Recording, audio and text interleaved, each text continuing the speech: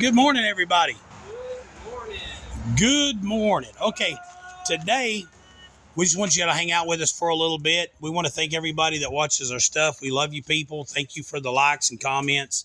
Yes. Today we're getting this 69 Roadrunner ready to paint. Man, when you do one right, it takes forever because you're getting every little thing out of it. You're finding flaws. This is the reason we shot it in the correct color with a single stage so we could see exactly what it was going to look like. If you do it with primer, it's easier to miss pinholes and stuff because everything's like a dull gray. But like with green, you can see. Or just body color. Yeah, body color. And plus, if you do it in body color, it helps with the coverage when you go to paint it later. Yeah, it's like putting on sealer. Now, one thing Seth is using here. Seth, open up what you got. And this is, I want to show you a trick. One of the best sanding tools you can get is a really hard, unforgiving, non-flexible wooden paint paddle. Here's the thing. Odds are your body shop stopped giving these out for free once stuff got more expensive. Because of Biden. Yeah, because of Biden. Because of Biden. But odds are he also still has them, and you can ask for them specifically, and he might charge you a bit for them. Yeah, they cost a little bit of money, and they used to be thrown in the box. You can get the cheap. Yeah, they still give you sticks. They still give you sticks. sticks. Yeah, but they're not a good hard stick. Body Shop Supplies has a really good hard stick, but you have to request it. Mm-hmm. One of the best things is go to Ace Hardware. Ace Hardware? And they're like 15, 20 cents a piece, but they're a little bit thicker. Yeah, the thing is, these work just as good as like a sanding block, but they're a bit more versatile. Like you can get in this groove here, if you really needed to. And they're way cheaper than sanding blocks because they're not made of rubber. Hold this just for a second. Watch this. I want to give you a couple of tricks, and this is one of the reasons. Like when you go to car shows and you see a car that looks great, but when you catch it to that angle, it looks ripply, and that's one of the things is because if you use too soft of a block, your material starts to build up and get ripply. Yep. When you're sanding this, like right here, you want to keep that block. Always keep it flat. And keep it flat, and always keep it parallel with an adjacent line. You want to always go in an X pattern, right? Mm-hmm. But when you get to this, now this is where you got to be careful because I've seen a lot of people make this mistake. When you come up, this Roadrunner comes down, and then here it tips out on this line. Mm-hmm. Now the Roadrunner has this line. A Dodge Charger has them in the doors. A Camaro, like a first generation Camaro on tops of the fenders is real easy to do this. But what will happen is a lot of people will come down and on this, they'll try to sand out here all the way to this with this flat. Now, you cannot prevent this block from doing this. Do what? No, the camera's got kind of loose. But you can't prevent that block from doing this just a little. It is going to do it.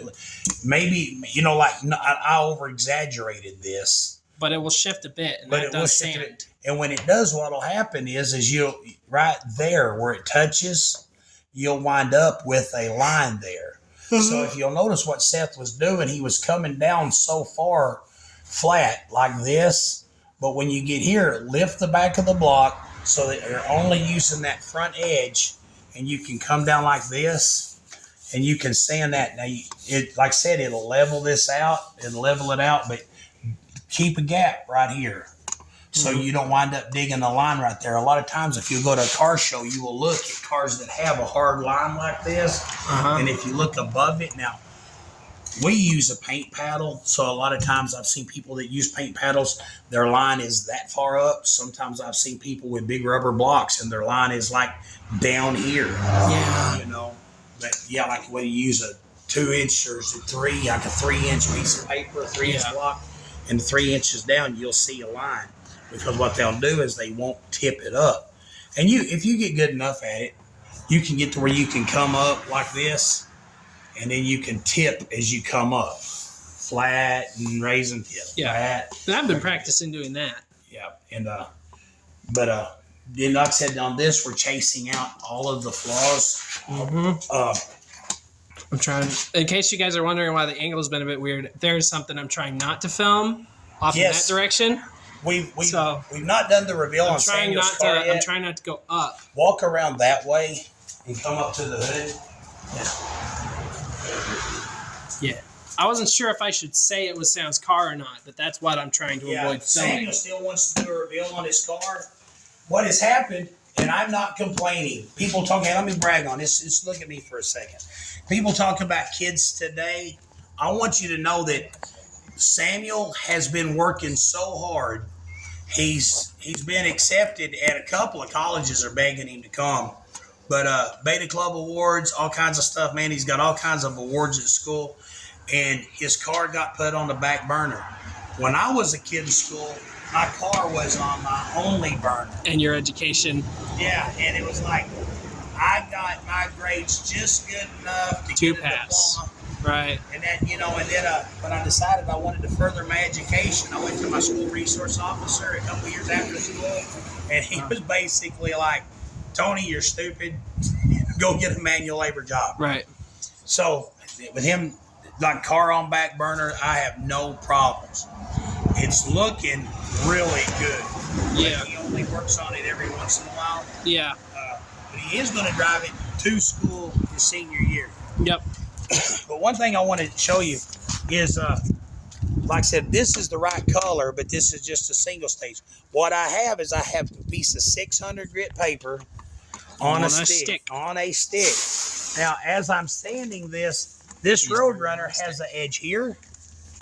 It has a dip here. This is a valley. Yeah, when you look at it, it looks like it's just one big. Yeah, it looks like a big flat. One big flat, but these are dips, and it sucks. So what you have to do is you have to make sure this dip right here is exactly the same distance from here as this dip is from here, and there has to be a crown in the middle.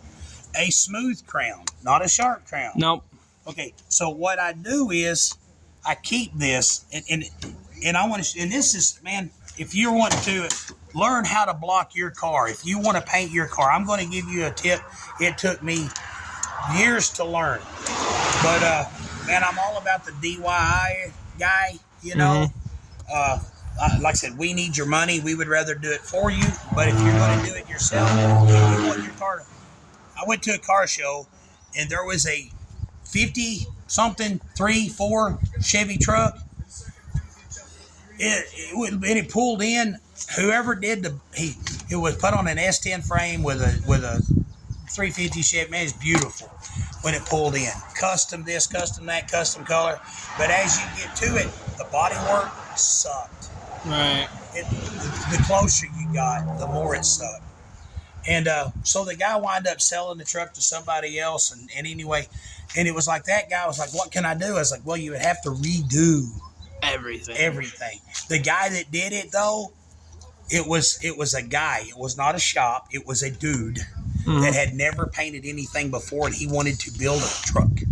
So and all of a sudden, I went from being critical. If somebody is willing to do it, man, I'm proud for them, right? Right. That's why we're not the best car show judges, because we judge a lot based on the previous experience of the person working on it. Yeah. If it's really good for your first try, we'll give you first try points. The best body work I've ever seen, hands down, including myself, Jimmy, anybody I've ever seen. The best body work I ever seen was done by a plumber. Really? It was.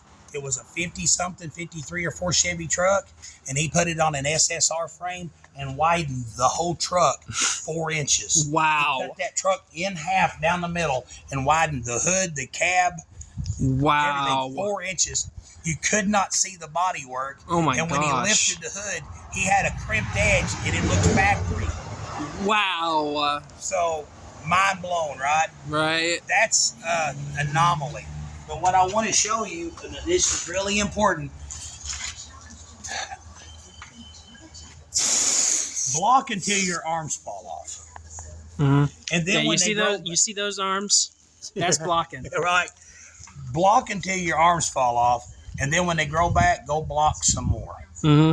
So when you get done, you don't have any ripples, you don't have any waves, you don't have any, but get a hard, unforgiving stick. Now, what has helped me and what I've taught my boys is is to see things that aren't there. Yeah, I think they've started making plastic versions of those rubber sanding blocks. Right. You know, so get those Yeah, the hard if you plastic can't find these sticks. But when you walk up here, making an imaginary grid in your mind. I have a crown here. I have to make sure this crown travels from here to the back. I have to make sure. And what's really weird is that crown travels from here to the back and it goes through these bulges. So this geography, is it geography or what's that other word? I think topography. Topography. Topography or geometry. Geometry. I think topography for like modeling stuff Okay, like this. whatever. I have to make sure that this crown never gets molested. So what I'm going to do is I'm going to make an imaginary grid in my head like this and like this, right? This water helps visualize it a lot. The water helps visualize. And then I'm going to come off at 90 degrees with this. So in my mind, this thing is covered with little squares, right? Okay. And one thing my dad told me was if you really need, you can put an actual line of tape on the crown if you can feel where it is. I've done that on all the primer and on the, Yeah. But right now, I can't have a sharp edge. Right. And that. So what you do is with these imaginary squares, I put my block here. Now this grid in my mind has to float. Right now, I'm concerned about this crown, right? So with these imaginary squares, I come through them at a 45-degree angle, and I stop on that crown. See there? I'm at a 45-degree angle on this grid, right? On this grid, I'm at a 45-degree angle. Okay, now if I come up here to this, my grid shifts, and now it lines up with this crown. You see that? Yep. This is, I'm not going to go through the trouble of making the grid again, but you see this imaginary 90 degrees, and I'm standing at a 45-degree angle here, right? Mm-hmm. Now you got to exit out. And this is the thing too. It's kind of like sanding out your own scratches while you make them. Yep. So you don't cut into it. And see how it's making an X pattern? I mean, you can see the X, right? Yep. Okay, now as I'm making this X on here, I'm going to turn around now. My grid shifts, and I'm going to go back to this crown right here. I'm going to come back to this, and then I'm going to X that out. Now, this is one thing to remember. A lot of times you see people be sanding, and they'll see something, and they're like, and I never do this, but they'll grab sandpaper, and they're like, la-da-da-da-da-da-da-da. I have no idea how many times I just sanded that with the paper, right? Mm-hmm. When you want your job to turn out perfect. And now, see, this has got a big valley here that I have to be aware of. Yeah. Okay, this has got a dip in this hood. I want to finish this sentence, though. Never, ever sand anything uncalculated. Mm-hmm. Never just randomly sand. You see people and no. Every time you move this sandpaper on this panel, it has to be it is intentional. Yep. It has to be intentional. There's no room for la-di-das. That everything has to be intentional. Because if you come up here and just this, here's the funny thing. On this hard edge that I use, if you get it in this valley and you come across like that, you can paint this thing. It'll look good, but when you paint it, you're going to see them marks. That's going to cut in there. Yeah. Now, see, here's what's really important. Like right here, this comes down, dips, and ups, and goes up, right? Uh-huh. You have to make sure that this takes up as much surface area as possible. It has to be you got an imaginary grid. I got a line here that I can see in my mind's eye, and I have to 45 that. I have to 45X, and then I come across like this, and I 45 all of this. Now, I got to be careful not to ram into that. And then you get, like I said, I'm going to have to do some of this by hand. Mm-hmm. You want to do very little by hand. I mean, very little. And I don't know. Because your hand is much bumpier than a wooden stick. Yep. But I found out, I think God likes Mopars because something about the shape of my hand, it fits perfectly in these little Mopar curves and stuff, you know? Yeah. So God's chosen body, man. Okay. 45, 45, 45. Okay, you notice there is no just random swipes of the stick. Everything is calculated and thought out. Never just set in one spot. I see how I'm at a 45 with this edge now. Yep.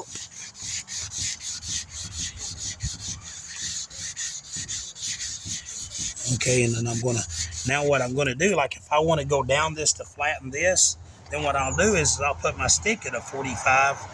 I get away from this dip because I don't want to dig into that. Well, I'll put my stick at a 45 on this edge and come down it just to true that edge up a little bit. Yep. Never, ever do this. Ever. Nope. Never, ever do that. You can go crossways with it. Like I can go straight up the panel, but I got to make sure that I go parallel inside that dip. Then the reason is you want as much surface area as possible. So laying flat like this and going 90 that will give you a bunch of surface area. But if you go straight up and down like this, you're cutting lines. A little square or a little rectangle. Well, see, like this is a narrow stick, but when I go this way, it is actually that wide. That's how wide it is. So, yep. And you exit XXX. Yep. Okay. Now I'm going to show you what we got. And an expression I learned from an old timer. When this hood came in, it was rough as a night in jail. The car had been on fire, the hood had warped, and somebody shot it, had a bullet hole in it. I didn't remember the bullet hole. I think they remember. Okay, I'm thinking somebody shot it, or they poked a big hole in it and mounted a huge tag. Oh yeah, I remember that because it had like that. It had that like little slug ACP like thing of Bondo. Yeah, we ground it out, and all of a sudden it's like there's a big hole. This little knot of Bondo popped out. If you get the camera down there on that, you can look at just how flat. Yeah, when you get it wet. And here's another thing: use your surroundings. Like if I'm looking for buckles, because see, here's the deal: this isn't painted yet. No. And if I find a flaw, that's an oh crap moment. But it's not painted yet. I'm going to fix it. Yep. So see the edge of the door there, the white edge of the door. Yeah. I'm going to get that edge of that door reflection in my hood. I'm going to use the lights inside. Yep, I've got dips where I need dips. I've got lines where I need lines. It's a bit hard to capture on camera, but essentially the reflection of find a true 90-degree angle that you can move yourself to reflect off of the surface. Find a straight line. And the reflection should dip where you want it, and it should just be flat where you want it to be flat. Yeah, see, I'm using this line right here. I'm also using the bulbs in there on the wall. Yeah, you'll see it's kind of curved, but it's only curving in certain spots. Yep. And here's the thing. Yeah, it's curving. Like I can see the light on the camera dipping exactly where you said that one valley was. Yep. And here's another thing, though. When you go to a car show, and this is one of the reasons I don't. We judge a car show, and I judge it because it helps with the VFW there in Salem, and support soldiers. But the hardest part about a car show is there's two kinds of people. There's the people that go there because they love old cars and they want to enjoy old cars. And there's the kind of people that have some piece of crap rusted out old Crown Vic. And they have they have stacks and stacks and stacks of magazines at the house, and they've read all the articles and they watched all the videos, and they can't build anything. Nope. But they can find the flaw in your car. Mm-hmm. Okay? You're not ever going to do a perfect job. Nope. You can get close, but there's no such thing as a perfect job. But you can make your job so good that people have to get down and do this to find. If people have to pull that move right there, then you've made it. You made it. If people have to get down on their knees and crawl around your car to find the flaw, then your car's phenomenal. You did a good job. Man, and here's the thing. like I said, we make a living doing this, and I would rather do your car than have you do it because I need your money. We need your money, ain't that right, buddy? Yeah. We need your money. We're going to set that up in here in a minute. That camera's going to earthquake people. Yeah. Let's go ahead and set it up. Let's go set the camera up, or you can see down the side of this.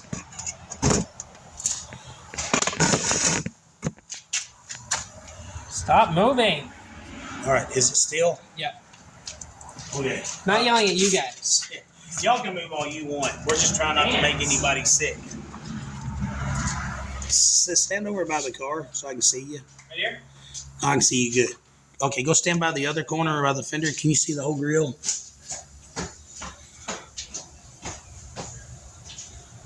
All right, you can see me. Again? There you are. Yep. But, yeah, if you get it, you know, like I said, sorry for all of that. But what I wanted to say was as much as we would like to do your car, man, anybody that's willing to do their own car, we're proud of you. You keep doing it, man. And if you need any help, if you need advice, man, leave a comment. I know some people might do it different. I don't care, man. We get great results. I don't care if somebody does it differently because I'm proud of the results we get. So, if like I said, if you need any advice or any help on anything, just ask. Mm-hmm. Yeah, and we haven't uploaded a video. I got to noticing some of our videos was getting less views, and I don't know if it's the algorithm or maybe we talk about too much stuff other than cars. But here's the deal. Because I don't know very much about cars. Well, here's another thing. I want to talk about other stuff too, right? Because everybody's got a car channel. But, and like, how many times have you been working in a body shop and everyone around you is talking about everything but the car you're working on? You know? Yeah. But here's another thing. If we're going to have a channel that's going to be a little bit different, you know, if you want to have a successful channel, you got to find your niche, right? Yeah. And I would like our niche to be, and even if it just stays a non-profitable, our friends come and hang out with us for a little bit channel, I want our niche to be family. Right. I've seen a couple of videos. This one dude on YouTube, he built a gremlin that is an exact replica of the orange one from Cars. Really? Yeah. So I thought that was pretty cool. His family builds stuff. His family, like he goes out and gets cars, and him and his family, you know, get them running and all. And him and his kids are really involved, right? Right. But he's got just a little more free time and apparently a few more dollars than I have. I am not covetousness. I have no envy towards the guy. God bless him, man. If he's going to be there with his kids and they're going to be doing cool stuff, I couldn't be happier for the guy. So it's kind of like, but we already started doing this before I seen his channel. Right. So I can honestly say we're not trying to copy that guy, but I have no problem copying a guy that has kids that love him and want to spend their time with dad, you know? Right. Yeah, I'll copy that dude all day long. You're breathing and walking around, copying me? Poser. You know, You're smiling? You're happy? One video I do want to make though pretty soon, I want to do a burnout video with the Mercury. Right. I don't want to ruin the tires on it because they're kind of pricey. But we got those keystones that come off the back of the Mustang. And I know the car got parked in the 90s. So those tires should be really good and rotted. Yeah, it should smoke up a lot. They should smoke. Now, we put those Corvette tires on the back of Samuel's car the other day. And, yeah, that car would have got me arrested when I was a kid. Oh, no. Yep. Yeah, that car would have got me in a lot of trouble. Actually, riding in it, it feels a lot like my first car. Really? Yeah, the way it runs, it reminds me a lot of my Duster. That's cool. Yeah, I mean, it's not the fastest thing in the world, but it's faster than most, you know. Right. That's why so many people knew your Duster. You know, back in this area. Yeah. Well, my Duster outrun most of the cars around, but the cars that it couldn't outrun, it really couldn't keep up with either. Right. There was one dude in this area put a small block 400 Chevy motor in a Vega. Right. Like that Vega would fit in the trunk of my Duster. Right. So it wasn't even like a super close. It was just like, oh, okay, he's topped up. Well, it wasn't even close, man. I thought I'd pass him one day, and he pulled a Houdini in front of me. Oh. I come out of the gas station parking lot sideways, slid out into the highway, and I was going to slingshot that Chevrolet, and it just vanished. I was sitting there, you know, like that old joke is like, what happened? Well, I thought it was dead, so I got out to see what was wrong, you know. Right. But I was still running, you know. It was bad, and then my best friend, he wound up with a Pontiac Trans Am that was built for Mark Martin by the same people that built NASCAR engines. You know, and that car was like modified to be like a NASCAR. Right. When he went to rebuild the front end in it, it didn't have Pontiac parts in it. Right. But what I want to do, and I want to kind of give everybody an update on what happened. I'm going to get in here so I can talk. Sorry y'all had to look at my belly. That's fixing to go away. Let me get a chair right quick. But 2 weeks ago, my heart rate got up to 162 beats per minute. Then it would fall down to 50, and then it would jump back up to 150, and it just got, my heart rate got stupid. I thought I would sleep it off, but it didn't go away.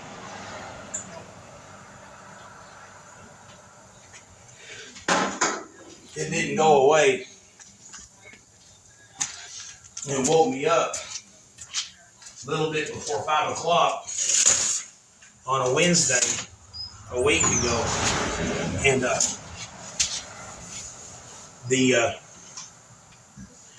my wife rushed me to the emergency room, and I went into some kind of full-blown cardiac AFib thing, and man, it hurt bad, and I thought I was dying. But I did say this, man. Well, thank you for sticking around to this part of the video, but I just want to share.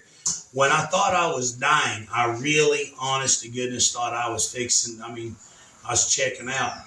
I've been surrounded by unfinished projects for so long that I always thought, man, if I ever died, I was almost positive the thing that would be going through my head would be disappointment, and just disappointment in what I haven't accomplished with my life. And that honestly wasn't even part of the equation.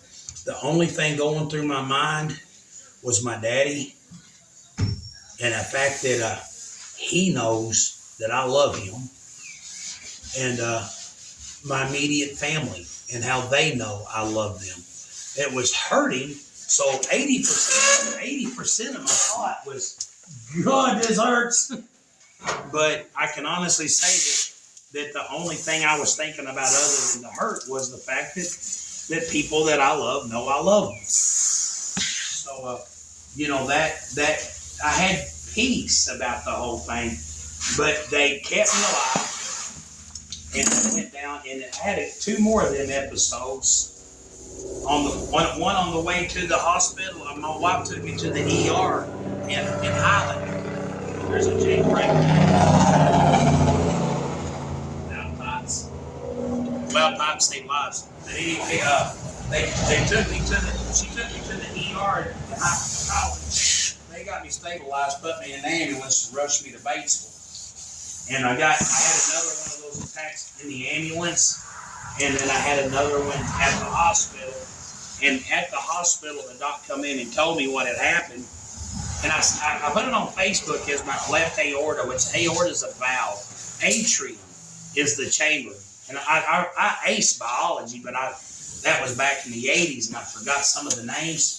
Right. But my left atrium was actually not working. It was not pumping blood. It was getting a signal from my brain, but instead of pumping, it was just quivering, and it was just shaking. It wasn't actually doing its job. And so the doc was kind of like, well, you got a choice. You can lay here and it's not stopping. So and it had happened before, but never to this extent. So the doc was like, you can either lay here and die from it, or because it ain't going to go away, or they did this deal where they stopped my heart, and there's kind of a lot of things on my mind. They stopped my heart, and then they jump started it with this electrical, like the things you see in the movie, a clear, but it was a little bit different, kind of like that. But then they told me that because my atrium hasn't been working for a while, that there's a really good chance there's a blood clot in it. And if there's a blood clot in it, that can come loose and I can have a stroke. So it's like I can either lay here and die, or I can take a chance on having a stroke. So I was like, well, I can't lay here like this. So they went ahead and they did that procedure. And as soon as I was coming out of the anesthesia, I could tell that I was fixed. And I'm not even joking. And that's 2 weeks ago. And in the past 2 weeks, I've lost 12 pounds. Because my appetite isn't what it was. But mainly, I just eat up with energy. I've been walking 3 miles a day. I just feel incredible. So with my heart being the way it was, I didn't have the energy. Like, I got all these things that I want to do. But I was like, well, right now, I'm just going to go lay on the couch. I'll do all these things next week. And that's the way I've been. You know, like that old country song, Come Next Monday? I've been living Come Next Monday life for a long time. So we're fixing to start doing some videos on some really cool things. We want to start taking a day off work, going to the house and working on my garden, because we got a decent sized garden this year. About the size of this building.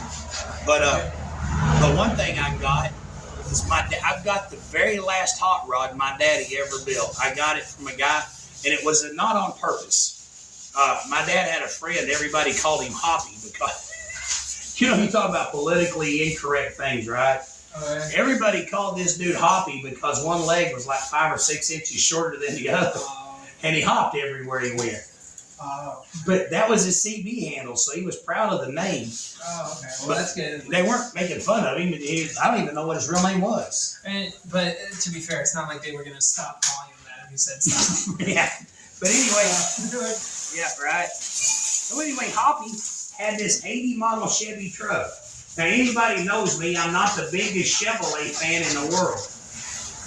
But Hoppy had this 80 model Chevy truck, and it had a 305 in it that was so wore out, it almost didn't have enough compression to start. Well, then one day, it died. And I mean, when it died, it finally just laid down. Well, the sad news was Hoppy also had a 1968 Pontiac station wagon. And in 1968 was the first year for the Pontiac 400 motor. And this station wagon Hoppy had a 400 in it, but it has a 2-barrel. And the reason I'm doing this is because the guy that owns this car crawled under it and sandblasted the bottom of it. And I'm just watching gobs of sand run out of the frame while I'm spraying this water hose in there. But anyway, Dad went over to Hoppy's one day, and Hoppy was like, man, I'm cold. I need to go get some firewood, but my truck is dead. It just died, and it's gone. The motor's shot. So Dad was like, well, let's put a motor in it. And Hoppy like, I ain't got no motor. I ain't got no money to go get no motor. And Dad said, well, what's wrong with that Pontiac out there? Well, that Pontiac had something wrong with the car. Like, I forgot, I can't say I forgot. I never knew what was wrong with the car, but the car didn't run. But the motor transmission was fine. So they pulled that Pontiac 400 motor out of that station wagon. And Dad put that, I said Dad did it, but they put that Pontiac motor in that Chevy truck. And Dad talked about, man, that thing will haul wood. Now imagine it will haul wood. But anyway, later on, Hoppy passed away. And he didn't have no family, no kids.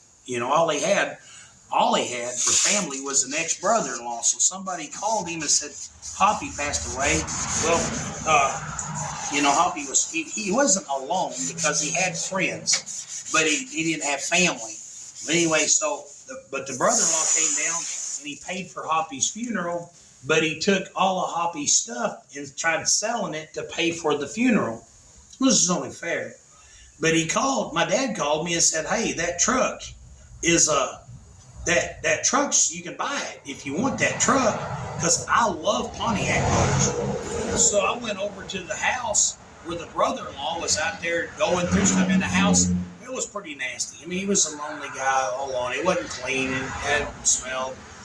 Everything was rough. Well, anyway, he was trying to sell the stuff, like some paper for the funeral, and he asked me, I said, what do you take for that old truck? And this was Hoppy had just rebuilt the carburetor on it minutes before he passed away, because somebody stopped to say hello, and they just kind of like Hoppy had the carburetor off and apart. Somebody came by, and he was putting a kid in it, and they went to town. They come back, and they stopped by to say hi. Well, the carburetor was on the truck, and Hoppy was sitting in his chair, had passed away, and the ice was still ice cubes in his tea. So, I mean, it just happened.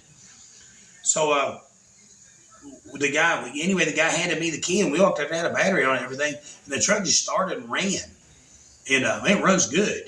But anyway, it's a Pontiac 400. It's got the good 6X heads on it, and it is a 2-barrel truck with points, I believe. So it's almost like a built-in rev limiter, but it loses transmission fluid almost as fast as you can put it in. The pump seal is just absolutely gone. But I've got that truck, and it's sitting over at a friend's house, and I've got to go get it. Well, what we got to do is somebody got out there monkeying around. I had some pickup trucks over at a friend's house, and somebody got to monkeying around, and we lost the keys. Lost the keys to everything. They're just gone. But so we've got to put a steering column in the truck now, because I don't have a key for it, and I don't want to do that whole knock the switch out with a hammer deal. I'm just going to put a steering column in because I have one. But we're fixing to take that Pontiac truck, and I'm going to call it my Pontiac truck. Your Pontiac truck? My Pontiac truck. It's my Pontiac truck, and I'm not a Chevy guy, and I don't want a Chevrolet to be my daily so much. But if it's got a Pontiac motor in it, I'm cool with that. But what I want to do is, here in a week or two, we're going to take a day off. We're going to go out there, and y'all are going to get to watch us put a steering column in that truck and drive it up out of the woods. I got a set of Kragers for it. I'm going to put some chrome wheels on it, and I'm going to drive that truck up out of the woods over there where it's at, and I want to do some burnout videos.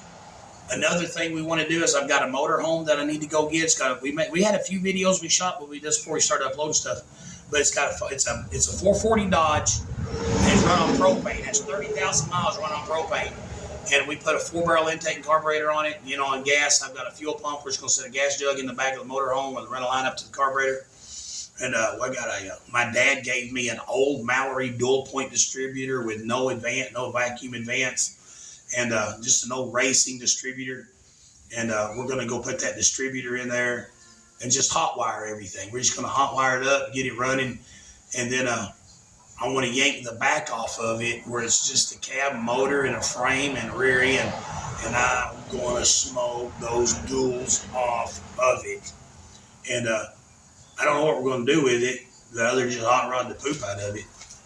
And then we're going to do a burnout video, I think maybe even one day this week. Paul's sick today, but one day this week we're going to we've got an old set of tires we're going to put on the back of that Mercury and just do a burnout video. We did the burnout video, the donut video in the Charger, and it wound up Samuel's car, and it wound up getting like 1,500 views. Yeah. And the deal is also we just want y'all to hang out. If we get 50 views on every video, we're just going to keep it up because we love hanging out with you. I love the messages. I would start naming names, but I might forget somebody. But you guys that have messaged and said how much you love hanging out with us, man, love hanging out with you guys. Some of you guys I went to high school with, I miss you guys. It's just people that God puts in your life. And I know I'm just rambling, but there's people that God puts in your life that God puts there. They make you a better person. I've got one buddy up at my Branson, he watches us. And man, I really don't know if I'd be alive today if it wasn't for him. He was that one voice of common sense that was telling me back when I was stupid. I was being stupid. So I want y'all to know, man, we love hanging out with you guys. And man, thank you for following us along. Today, we're going to hashtag numbers matching 69 Roadrunner. Thank you for watching. Hope you got some pointers. If you're doing your own car, get you a hard wooden stick. Go somewhere like Ace Hardware, Home Depot, somewhere that has a hard. A lot of their sticks are actually better. If you see this has wood grain in it, if you accidentally do go long ways, that wood grain can imprint itself in your panel. That's why 45s are a must. But if you get a soft stick from Home Depot, Lowe's, any of those places, that's made out of fast grow pine. The odds are you ain't going to see a ring in it. Nope. And you got anything you want to add, Seth? No. Want to do another movie review pretty soon. I shared one of my favorite movies with Samuel yesterday. I love Charles Dickens, and the thing about it is too many people, they know the Christmas story, but that's the only Christmas one they know. That's the only movie, that's the only Charles Dickens thing they know. Charles Dickens actually done some pretty dark things, man.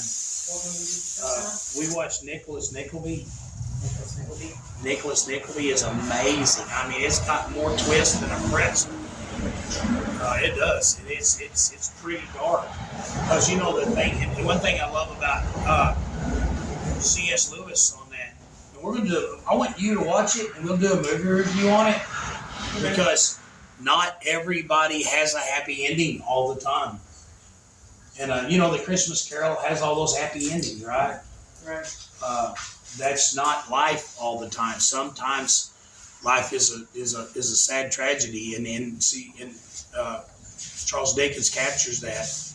There's another series you can find on Roku called Bleak House. It's a Charles Dickens novel that was adapted to a miniseries.